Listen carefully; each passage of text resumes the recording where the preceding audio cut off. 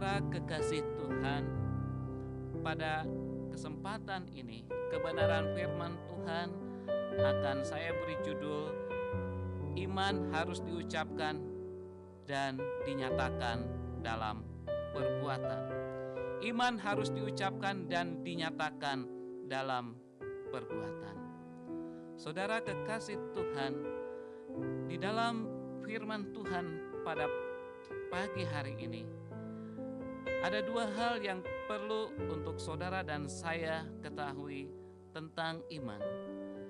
Yang pertama, bahwa iman itu harus dinyatakan.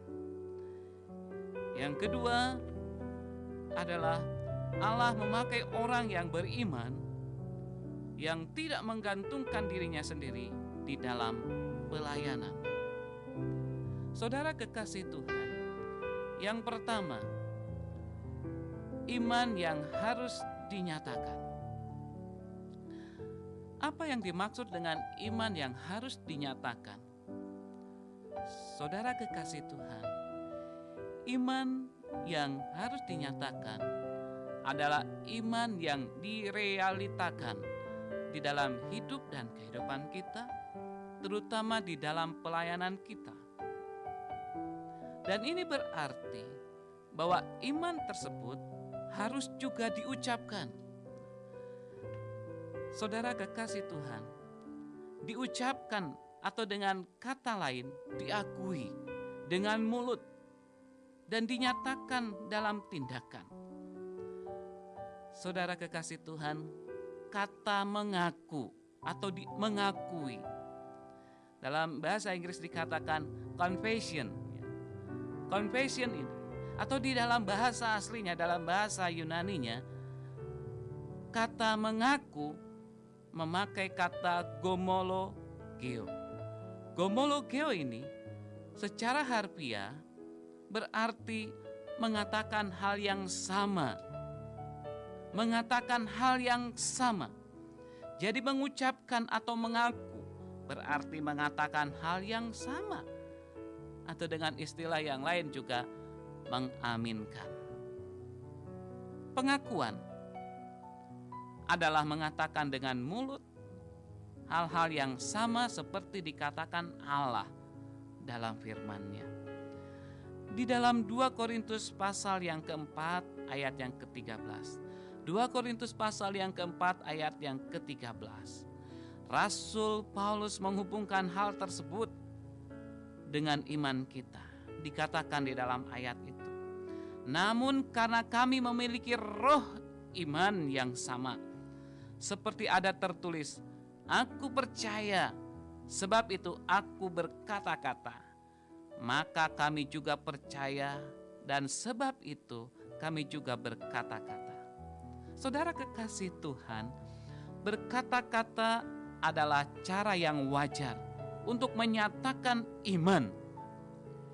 Iman yang tidak berkata-kata, iman yang tidak diucapkan, dapat diibaratkan seperti bayi yang lahir dalam keadaan mati. Jadi saudara kekasih Tuhan, iman harus diucapkan, iman harus diakui dengan mulut. Namun, apakah itu sudah cukup? Iman yang diucapkan atau iman yang diakui dengan mulut haruslah disertai dengan langkah-langkah. Haruslah disertai dengan tindakan-tindakan yang benar. Iman tanpa perbuatan, yaitu iman tanpa tindakan yang nyata, sesungguhnya mati. Saudara kekasih Tuhan, di dalam pembacaan Alkitab tadi, di dalam Yakobus pasal yang kedua, ayat 14 sampai yang ke-24. Yakobus memaparkan kepada kita, seperti yang dikatakan di dalam ayat yang ke-14, apakah gunanya saudara-saudaraku, jika seorang mengatakan bahwa ia mempunyai iman, padahal ia tidak mempunyai perbuatan? Dapatkah iman itu menyelamatkan dia? Saudara kekasih Tuhan, sesungguhnya ayat ini mengajar kepada kita supaya kita dapat mempunyai iman, tetapi juga melakukan segala sesuatu untuk mewujudkan dan merealitakan iman kita di dalam perbuatan-perbuatan, di dalam tindakan-tindakan kita sehari-hari. Di dalam ayat-ayat berikutnya, ayat yang ke-16 sampai ayat yang ke-20. Kalau kita perhatikan di situ, Yakobus memberikan gambaran kepada kita semua tentang seseorang. Seseorang ini sepertinya memperhatikan orang-orang yang lain, orang-orang yang kekurangan.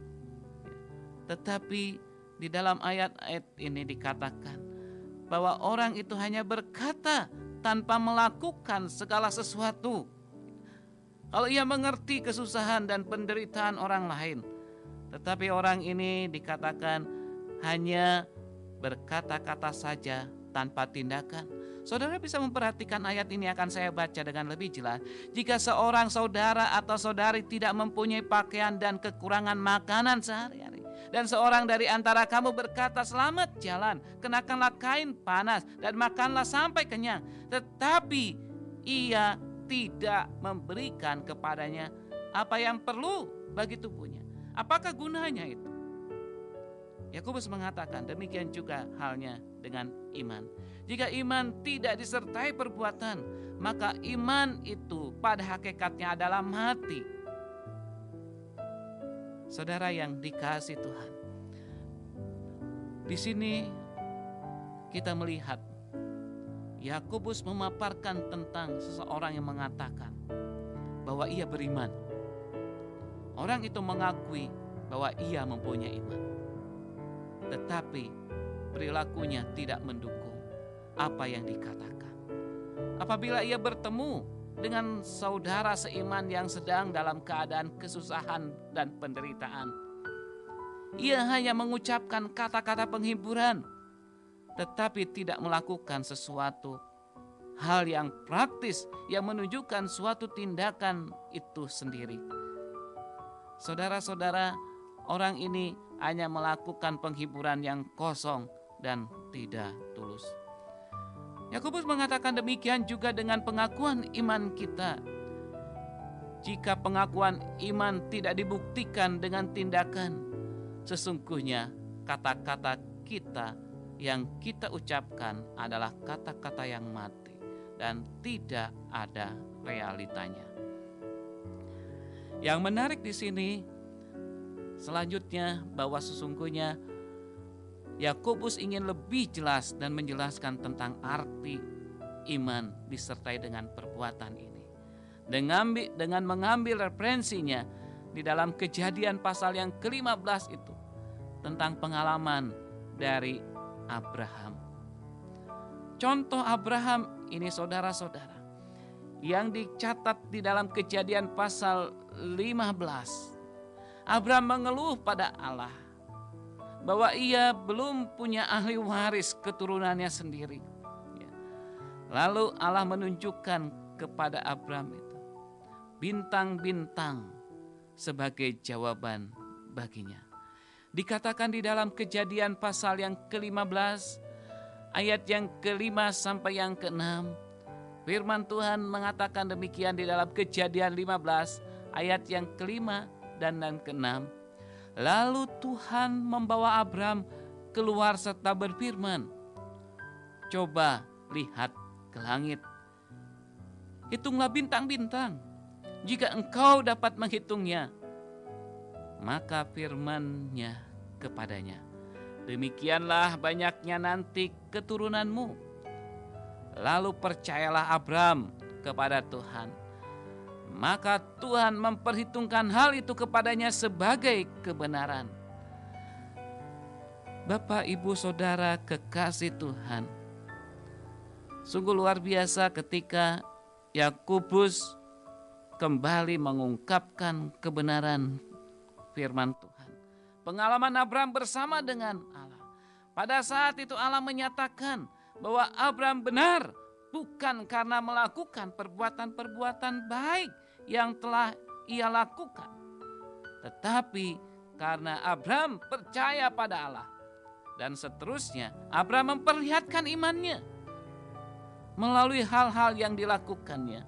Kalau kita perhatikan 7 pasal setelah pasal yang ke-15, selanjutnya menceritakan, memaparkan kepada kita dalam firman-Nya bagaimana Abraham dibimbing, dipelihara, diberkati oleh Allah selangkah demi selangkah, sampai pada saatnya ia siap menghadapi ujian yang berat. Di dalam pasal yang ke-20, inilah ujian yang berat. Namun ia bisa mengatasinya. Ujian yang berat itu, saudara-saudara yang dikasihi oleh Tuhan Yesus Kristus, di mana Yakobus mencatat di dalam ayat yang ke-21, saudara-saudara, di dalam ayat yang ke-21 sampai yang ke-23 dicatat oleh Yakobus demikian, bukankah Abraham bapa kita dibenarkan karena perbuatan-perbuatannya ketika ia mempersembahkan Ishak anaknya di atas mezbah? Kamu lihat bahwa iman bekerja sama dengan perbuatan-perbuatan, dan oleh perbuatan-perbuatan itu iman menjadi sempurna. Dengan jalan demikian genaplah nas yang mengatakan, lalu percayalah Abraham kepada Allah, maka Allah memperhitungkan hal itu kepadanya sebagai kebenaran. Karena itu Abraham disebut sahabat Allah. Saudara kekasih Tuhan, sungguh luar biasa sekali ketika kita mau mempraktekkan iman kita di dalam perbuatan-perbuatan kita. Saudara bisa merenungkan, kok Abraham bisa begitu kuat dan memiliki iman yang luar biasa ketika ia diminta oleh Allah untuk mempersembahkan anaknya yang dikasihi, yang ia minta dengan pergumulan, dan ketika Allah menguji dia untuk mempersembahkan Ishak anaknya, ia terus dan melakukan apa yang dikatakan oleh Allah. Luar biasa. Itu terjadi karena apa, saudara? Ketika ia mengakui dengan mulutnya, dan selanjutnya selangkah demi selangkah ia berjalan dan bersama dengan Allah, mengikuti kehendak Allah. Itulah kekuatan dan kekuatan yang dia miliki, sehingga pada waktunya ada ujian yang berat datang kepada dia, ia melangkah dengan pasti, dan Allah yang memberikan kekuatan. Saudara kekasih Tuhan, pada kesempatan ini saya yakin bahwa kita mempunyai iman. Saudara dan saudara sudah percaya kepada Tuhan Yesus Kristus. Mungkin sudah sekian belas tahun, bahkan berpuluh-puluh tahun saudara percaya kepada Tuhan Yesus. Tetapi apakah sungguh saudara juga memiliki iman yang kuat ketika tantangan kehidupan datang kepada saudara? Saudara dengan begitu mantap dan pasti berjalan dan menghadapinya. Karena saudara tahu bahwa Allah bersama dengan dia, dan Allah tidak akan membuat saudara dan saya yang dikasihi Tuhan tidak menghadapi kenyataan yang membuat kita susah. Sama seperti Abraham, saudara. Begitu beratnya harus menghadapi tantangan di mana ia harus mempersembahkan anaknya sendiri. Tetapi itu ujian, dan Allah memberikan jalan keluar dan mengatakan kepadanya bahwa ia benar di hadapan. Yang kita butuhkan adalah Allah berkata kepada kita bahwa kita benar di hadapan Allah. Oleh sebab itu tuh, pada saat ini kita belajar kepada Abraham. Dia belajar, dan firman Tuhan mengajar kepada kita secara langsung bahwa iman harus dipraktekkan di dalam tindakan-tindakan kita sehari-hari. Saudara kekasih Tuhan, yang kedua, Allah memakai orang yang beriman yang tidak menggantungkan dirinya sendiri di dalam pelayanan. Saudara kekasih Tuhan, untuk menjelaskan dan merenungkan mengenai Allah memakai orang yang beriman dan tidak menggantungkan dirinya sendiri dalam pelayanan, gambaran yang paling tepat adalah Musa. Musa yang dicatat di dalam kitab Keluaran. Musa adalah gambaran dari prinsip ini. Musa sebagai pangeran muda yang memiliki intelektual yang tinggi, di mana ia dididik di istana Firaun. Musa merasa puas dengan dirinya sendiri, dan Musa seorang diri mencoba untuk melepaskan bangsanya yang tertindas yang berada di Mesir. Tetapi Musa belum dilengkapi untuk melaksanakan maksud Allah. Saya ingin mengingatkan saudara, yaitu ketika Musa berada di Mesir, ia melihat ada saudaranya dianiaya oleh orang-orang Mesir. Ia berusaha untuk menolong, dan akhirnya ia dengan tidak sengaja ia membunuh orang Mesir, dan ia melarikan diri dan dikejar terus oleh orang-orang Mesir. Itulah pengalamannya. Ia berusaha untuk menolong bangsanya yang tertindas, tetapi Musa belum dilengkapi untuk melaksanakan maksud Allah. Musa dibuang dari Mesir untuk suatu pelajaran selama 40 tahun. Selama 40 tahun ia berada di padang gurun. Musa benar-benar memahami pelajaran kesulitan dan kelemahan manusia. Selama 40 tahun ia belajar memahami pelajaran tentang sulit dan kelemahan manusia, sehingga Musa akan menarik diri dari panggilannya saat Allah memanggil dia. Memang ada beberapa alasan ketika ia berusaha untuk tidak mau memenuhi panggilan Allah. Beberapa alasan itu rasanya masuk akal. Ia tidak pandai bicara. Ia mempunyai pengalaman yang kelabu. Ada kekurangan wibawa. Hal ini menunjukkan ketidakmampuan Musa. Saudara kekasih Tuhan, sesungguhnya alasan ketidakmampuan dari Musa ini adalah alasan untuk dipilihnya Musa oleh Allah untuk tugas yang besar. Yang terjadi selanjutnya, saudara kekasih Tuhan, setelah dikosongkan dari kepercayaan dan ketergantungan akan dirinya sendiri, Musa akan bersandar pada Allah. Musa dikembalikan pada sumber-sumber Allah yang tidak terbatas. Ucapannya, siapakah yang sanggup semuanya ini, hanya merupakan keputusasaan dan ketidakpercayaan. Saudara kekasih Tuhan, sungguh luar biasa kalau kita memperhatikan apa yang dialami oleh Musa ini. Ada sambutan iman yang bersuka cita adalah kesanggupan kami adalah pekerjaan Allah. Itu yang dikatakan oleh Rasul Paulus di dalam 2 Korintus pasal yang ketiga ayat yang ke-15.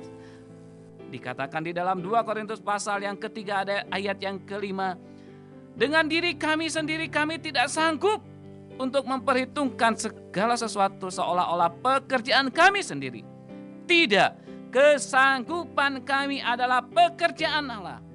Dikatakan kesanggupan kami adalah pekerjaan Allah.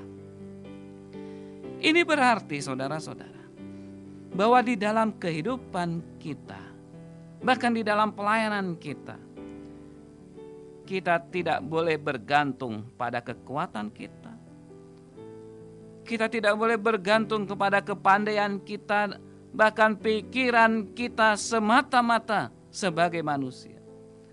Karena hal ini akan menghasilkan keputusasaan, kegagalan di dalam hidup dan pelayanan kita. Saudara kekasih Tuhan, ada satu buku yang baru saya baca, yaitu buku dari Billy Graham yang berjudul The Leadership Secret of Billy Graham. Jadi rahasia kepemimpinan Billy Graham sungguh menarik di dalam buku ini yang kiranya akan memberi inspirasi kepada kita semua. Billy Graham ini dia seorang yang luar biasa yang dipakai oleh Tuhan. Ia mempunyai pengalaman penginjilan yang sudah luar biasa, bahkan ia dikenal oleh dunia ini sebagai penginjil yang hebat, yang luar biasa. bahkan sampai masa tuanya pun ia tetap dipakai oleh Tuhan menjadi berkat bagi banyak orang, khususnya di dalam penginjilan. Sukses. Tetapi apakah rahasia kesuksesannya ini ada di dalam buku ini yang menolong kita semua? Ada banyak hal yang dapat kita pelajari, yang dapat kita raih di dalam buku ini. Namun saya tidak akan memaparkan itu. Tetapi yang menarik bagi saya mengenai biografinya. Di dalam masa kecil Billy Graham ini, saudara-saudara yang dikasihi Tuhan, sesungguhnya pada masa kecilnya ia dibesarkan sebagai anak kecil yang berada di pedesaan. Ayahnya seorang petani. Ya, bersama dengan ayahnya sebagai seorang petani. Tetapi saudara, yang menarik saya adalah pengalaman dia ketika ia duduk di sekolah dasar. Pada waktu itu ia kelas 5. Dan diceritakan di dalam buku ini oleh penulis bahwa ketika ia dipanggil untuk maju ke depan dan untuk menghafalkan sesuatu hafalan, dan gurunya itu memanggil dia dan dia hanya bisa berdiri saja di depan tanpa berkata-kata. Ia tidak mampu. Sampai gurunya membawa dia keluar dan memberitahu bahwa ia harus belajar. Masa remajanya dan sampailah ia masuk untuk kuliah di seminari. Di dalam buku ini pun dikatakan bahwa sesungguhnya tidak terlalu menonjol dari Billy Graham ini. Dari segi penampilan, dia tidak rapi, juga sembrono. Bahkan dikatakan di kamar di asramanya itu pun tidak aturan. Tetapi mengapa saudara-saudara? Dia menjadi orang yang besar. Ada pengalaman-pengalaman yang luar biasa. Ketika dia pertama kali memimpin KKR di daratan Inggris, ia menyampaikan kebenaran firman Tuhan di satu gereja. Tetapi pada waktu ia berusaha untuk mengundang jemaat mengambil keputusan, tidak ada satupun orang yang mengambil keputusan. Dan setelah selesai di dalam memimpin KKR hari yang pertama ini, pendeta atau gembala sidang setempat ini memanggil dia dan mengajak bicara. Dan pada saat itulah Billy Graham menyadari ada sesuatu yang salah yang ia lakukan. Tapi pada waktu ia selama ini menyampaikan kebenaran firman Tuhan, ia bergantung pada kekuatannya sendiri tanpa bersandar kepada Tuhan. Dan setelah itu saudara-saudara, dikatakan di dalam buku ini pendeta tersebut mengajak ia berdoa, dan Billy Graham mengatakan kepada Tuhan, ia menyerahkan hidup dan kehidupannya kepada Tuhan dan dia tidak bergantung kepada kekuatannya sendiri. Apa yang terjadi keesokan harinya? Ketika KKR dimulai, ada banyak orang yang datang dan sebelum khotbah selesai, ada banyak orang yang sudah antri untuk maju ke depan. Luar biasa saudara. Ini memberi inspirasi kepada kita bahwa kita tidak boleh menggantungkan segala sesuatunya kepada kekuatan pikiran kita semata. Karena apa saudara? Pada waktu kita menggantungkan segala sesuatu kepada pikiran dan kekuatan kita semata, akan banyak menemukan kekecewaan dan kegagalan di dalam kehidupan kita apapun juga. Dan terlebih di dalam pelayanan kita kepada Tuhan. Satu hal yang lain saudara-saudara, dari buku Leadership Secret of Billy Graham ini saya menemukan sesuatu yang berarti. Bahwa Tuhan bisa memakai siapapun juga. Kalaupun saudara pada saat ini kurang berhasil, mengalami kegagalan dan putus asa, bangkitlah saudara. Karena Tuhan tetap mempunyai rencana yang indah bagi kita semua. Allah ingin membuat segala sesuatu indah pada waktunya. Dan kita percaya hari berikutnya Tuhan akan membuat segala sesuatu indah pada waktunya bagi saudara. Bagi pelayanan saudara. Bagi pekerjaan saudara, bagi pendidikan saudara, demikian juga bagi masa depan saudara. Saudara-saudara kekasih Tuhan, pada kesempatan ini, marilah kita akan sungguh-sungguh percaya bahwa iman yang dipraktekkan, iman yang dilakukan itu sungguh luar biasa. Ini berarti juga kita diingatkan saudara, bahwa iman itu menjadi dasar dari segala sesuatu yang kita harapkan dan bukti dari segala sesuatu yang tidak kita lihat. Saudara, pemazmur mengatakan di dalam Mazmur yang ke-37 ayat yang kelima, supaya kita menyerahkan hidup kita dan percaya kepada Dia, maka Tuhan akan bertindak. Kita tidak menyandarkan kepada kekuatan dan pengertian kita, tetapi kita perlu untuk mengandalkan Tuhan di dalam kehidupan kita, di dalam pelayanan kita. Maka Allah akan memberkati kita semua. Kalau kita ingin hidup kita diberkati, milikilah iman itu. Dan saudara sudah memiliki, praktekkanlah iman itu. Dan pada waktu kita mempraktekkan iman kita di dalam tindakan-tindakan kita, maka sesungguhnya pada saat itulah kita tahu bahwa kita mau menyerahkan hidup kita kepada Dia. Dan kita tidak menggantungkan kepada kekuatan kita sendiri. Ayat yang terakhir di dalam Yeremia pasal yang ke-17 ayat 7 sampai yang ke-8. Yeremia pasal yang ke-17 ayat yang ke-7 sampai yang ke-8 dikatakan demikian. Diberkatilah orang yang mengandalkan Tuhan, yang menaruh harapannya pada Tuhan. Ia akan seperti pohon yang ditanam di tepi air, yang merambat akar-akarnya ke tepi batang air, dan yang tidak mengalami datangnya panas terik, dan daunnya tetap hijau, yang tidak khawatir dalam tahun kering, dan yang tidak berhenti menghasilkan buah. Diberkatilah saudara dan saya, kekasih Tuhan, kita yang mengandalkan Tuhan dan menaruh harapannya kepada Tuhan.